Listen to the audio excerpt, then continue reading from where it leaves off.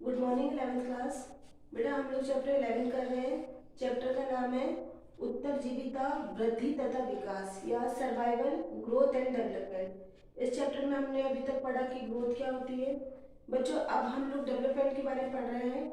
आज हम लोग पढ़ेंगे विकास की अवस्थाएं या स्टेजेस ऑफ डेवलपमेंट। बच्चों विकास का मतलब ये होता है कि उन कामों से है जिनसे हम ये आकलन करते हैं या हम ये बताते हैं कि किसी बच्चे का जो विकास है वो उसकी आयु के अनुरूप हुआ है या नहीं। मतलब बच्चों आप देखिए छोटे बच्चे से ही हम लोग स्टार्ट कर देते हैं कि जब वो 1 महीने का या 3 महीने का होता है कि उसने सर उठाना चालू करा या नहीं करा, 6 महीने तक कि उसमें उसके मसूड़े बंधे या नहीं बंधे, दांत आने लगे या नहीं लगे। अगर कोई बच्चा अगर कोई बच्चा इस विकास को पूरा नहीं कर पाता, ठीक है, उसको उस एज में विकास नहीं हो पाता, तब हम उसके बारे में चिंतित हो जाते हैं या हमारे को चिंता हो जाती है कि इस बच्चे का डेवलपमेंट या विकास पूरी तरह से सही नहीं हो रहा। हम लोग डॉक्टर को दिखाते हैं, डॉक्टर चेकअप करते हैं, बाकायदा सब कुछ होता है। तो विकास का अर्थ यह होता है कि एज कि एक पर्टिकुलर एज में आपकी ग्रोथ प्रॉपर हो रही है या नहीं हो रही। आप लोग देखिए अगर किसी बच्चे की लंबाई कम होती है तो वो सही समय पे जाके डॉक्टर से बात करते हैं कि हमारी एज ग्रोइंग एज है लेकिन फिर भी इसकी लंबाई नहीं बढ़ रही है। तो इसी तरह से अगर हम लोग हमारी मानव जीवन की बात करें, ठीक है, तो उसके अंदर हम विकास की अवस्थाओं को 5 भागों में बांट सकते हैं। मतलब कि हमारी जो पूरी लाइफ है उसको हम 5 स्टेजेस में उसको हम लोग डिवाइड कर सकते हैं। पहला है बच्चों, इसमें फर्स्ट होता है शैशवावस्था। शैशवावस्था को कहते हैं हम लोग इन्फेंसी। इन्फेंसी का मतलब ये है कि जब बच्चे की एज जन्म से लेकर 2 साल तक हो। जब कोई बच्चा जिस दिन से पैदा होता है उस दिन से लेकर उसकी एज जब 2 साल तक की होती है तो हम उस स्टेज को कहते हैं इन्फेंसी या शैशवावस्था। सेकंड बच्चों इसके बाद में जो आती है वो आरंभिक बाल्यावस्था या इसे हम लोग कहते हैं पूर्व विद्यालयी अवस्था। इसका मीन्स है कि ये जो प्री चाइल्डहुड या कहते हैं या प्री स्कूल एज जो होती है वो होती है, इसमें बच्चा स्कूल नहीं जाता, वो घर पे ही रहता है लेकिन वो सीखना चालू कर देता है। इस समय जो बच्चे की एज होती है वो होती है 2 साल से लेके 6 साल तक, 2 to 6 years जो होती है वो इसकी एज होती है। इसके बाद में आता है मध्य बाल्यावस्था, मिडिल चाइल्डहुड। बच्चों इसमें बच्चा स्कूल जाने लग जाता है, वो घर के बाहर जाने लगता है और उसका डेवलपमेंट अलग तरीके से होता है और भी कई डेवलपमेंट उसके होना चालू कर देते हैं। इस समय उसकी एज जो होती है वो 7 to 11, 7 से 11 वर्ष तक की होती है। फिर उसके बाद बच्चों आप लोगों की एज आती है जिसे हम लोग किशोरावस्था या एडोलेसेंट एज कहते हैं। इसमें जो होता है बच्चों इस समय होता है 11 से लेकर 18 साल तक, आप लोग किशोर कह सकते हो। 11 से लेके 18 साल तक के जो होते हैं वो हम लोग इसको किशोरावस्था या एडोलेसेंट एज में रखते हैं। बच्चों इसके बाद में आती है व्यस्क अवस्था। व्यस्क अवस्था जो होती है जिसमें आपके मदर फादर चल रहे हैं, टीचर्स चल रहे हैं, वो होती है कि 18 साल से अधिक, 18 साल से अधिक और 60 साल से कम वो इस एज में आ जाते हैं। बच्चों ये भी 3 भागों में बटी हुई है, ये हम लोग 12th क्लास में पढ़ेंगे। इसके बाद में बच्चों अडल्टहुड के बाद में या व्यस्क अवस्था के बाद में आती है बच्चों ओल्ड एज, वृद्धावस्था। वृद्धावस्था जो होती है वो 60 साल से लेकर जब तक डेथ नहीं हो तब तक ओल्ड एज चलती है या वृद्धावस्था चलती है। अब बच्चों हम लोग ये जो हमारे स्टेजेस हैं उन स्टेजेस को हम लोग पढ़ेंगे। तो अगर हम फर्स्ट स्टेज पढ़ते हैं वो है नवजात अवस्था। इसको हम लोग नियोनेटल एज भी कहते हैं।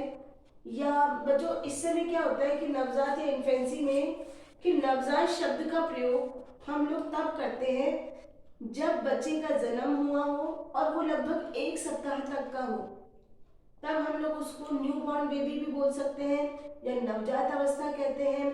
ठीक है, तो इस समय क्या होता है बच्चों कि हम ये सोचते हैं कि ये जो नियोनेटल बेबी है या फिर नवजात है, ये कुछ भी करने या समझने की स्थिति में नहीं होता। छोटा बच्चा है जो बिल्कुल जो आंख भी नहीं खोल पाता, वो बच्चा कुछ भी समझ नहीं सकता और वो पूरी तरह से अपने बड़ों पर डिपेंडेंट होता है, वे वयस्क के ऊपर पूरी तरह से निर्भर होता है। ये बात बिल्कुल सत्य है, इसमें कोई दो राय नहीं है। लेकिन उसमें कई ऐसी कैपेसिटी होती है या क्षमताएं आती हैं जो उसको अपने आसपास के वातावरण को समझने में मदद करती है। छोटा सा बच्चा जो अभी अभी इस दुनिया में आया है, वो बच्चा भी अपने आसपास के एनवायरनमेंट को समझने लगता है। वे बहुत ज़्यादा सचेत होते हैं, मतलब कि उनको हर चीज़ का सीखते हैं वो कि हमारे पास क्या हो रहा है, कैसा एनवायरनमेंट है। क्योंकि बच्चों जब तक बेबी अपनी मम्मी के यूट्रस में या गर्भ में होता है, तब तक उसको एक जैसा एटमॉस्फेयर मिलता है ना, वहाँ पे सर्दी गर्मी हवा कुछ भी नहीं होती, वो अपनी माँ के अंदर होता है। लेकिन जैसे ही वो इस पृथ्वी पर आता है तो वो सबसे पहले एनवायरनमेंट से अपना कॉम्बिनेशन बिठाता है, क्योंकि उसको उसी के अंदर जीना है। तो बच्चों इसमें भी वो कई तरह की एक्टिविटी करता है। वो जो बच्चा एक्टिविटी करता है या क्रियाएं करती है, उससे उसको जिंदा रहने में मदद मिलती है। जैसे कि बच्चों कुछ ऐसी डेवलपमेंट होते हैं या क्रियात्मक विकास, जिसे हम लोग कहते हैं मोटर डेवलपमेंट, उसकी शुरुआत यहीं से होती है। हम लोगों ने पढ़ चुके हैं कि मोटर डेवलपमेंट क्या होता है कि बच्चा जो चीज़ सीख चुका है उसी को दोहराता है।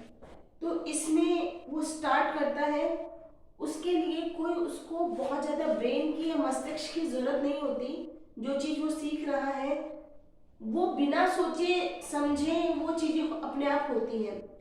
या हम ये कह सकते हैं कि जैसे अगर आप कभी छोटे बच्चों की आँख को टच करने लगोगे तो तुरंत अपने आप को बंद कर लेगा, पलक झपका लेगा। ये उसको कोई सिखाता नहीं है, ऑटोमेटिकली अपने आप होता है। और इसी तरह से वो सबसे पहले जब अपनी माँ का दूध पीता है, सकिंग करता है, वो भी चीज़ उसको कोई नहीं सिखाता, वो ऑटोमेटिकली खुद स्टार्ट कर देता है। तो इसी तरह से बच्चों आप कभी देखना, छोटे बच्चे को अपनी गोदी में लेकर के एक रूम से अगर आप दूसरे रूम में जा रहे हो जहाँ पर बहुत ज़्यादा लाइट है या धूप में जा रहे हो, तो बच्चा तुरंत अपनी आँख बंद कर लेता है, या फिर अंधेरे में आते तो अच्छे से आंखें खोल करके देखने लगता है। तो इसका मतलब ये है कि बच्चा अंधेरे में और धूप में अंतर कर सकता है, उसको मतलब महसूस हो रहा है, पता है कि कहाँ पर कैसा उसको फील हो रहा है। मतलब इसके तरह इसके बाद में बच्चों छोटा बच्चा जब वो लेटा रहता है तो उसकी आंखें लगभग 8 इंच की दूरी तक कुछ चीज होती है, कुछ दिखता है तो वो उसको रेगुलर उसको देख सकता है। कोई आसपास में जा रहा है तो उसको रेगुलर उसकी आंखें उसके साथ चलती हैं। तो ये सब चीजें उसको कोई नहीं सिखाता, वो ऑटोमेटिकली खुद करता है।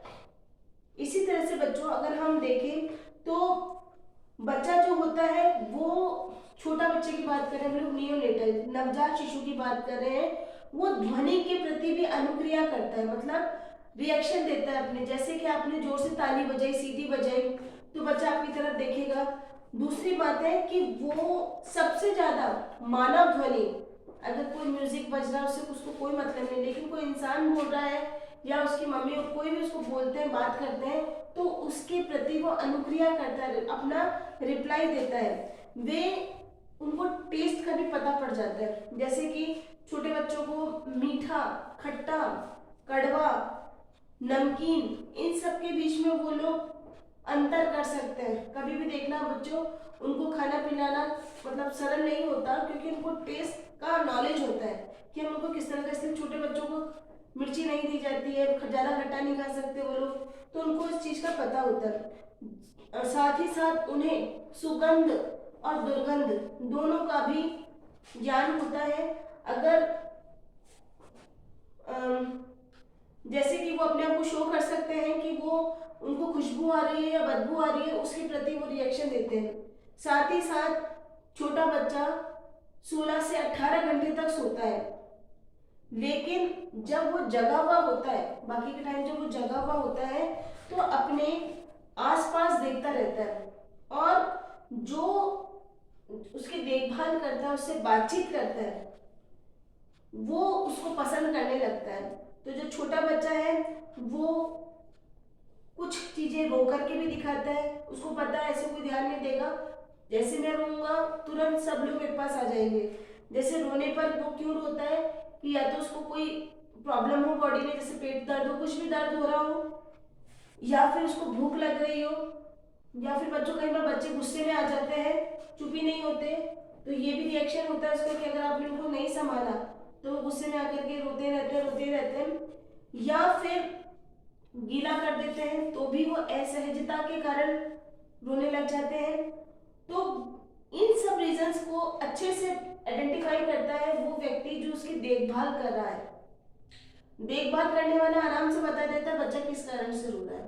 तो बच्चे जो जो चैप्टर हम लोग पढ़ रहे हैं बहुत जनरल चैप्टर है, लेकिन हमारी बुक की लैंग्वेज थोड़ी डिफिकल्ट है, तो आप लोग वीडियो को अच्छी तरह से देखिए, समझिए, और नहीं समझ में आता है इसका तो आप मुझसे पूछिए।